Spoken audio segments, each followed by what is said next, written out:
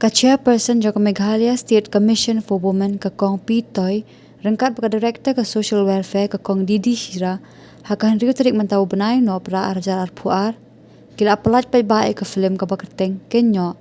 Ya ka jinglo jing sab jong ka film la apalut nak tanah jong ka social welfare. Ka film lengkot ka peni ka jingkiyo, ki jungyan banyak ki kentay, hakari bakum jua ka jala brok away. And the film is called Kaino. And in this film, there are 3 families.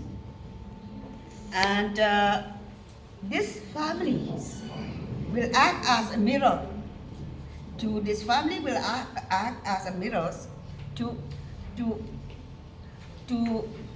help us to identify, to know what kind of family do I have, each one of us, all the viewers. What kind of family do we have? And what sort of family do we want? So I hope you'll enjoy the film.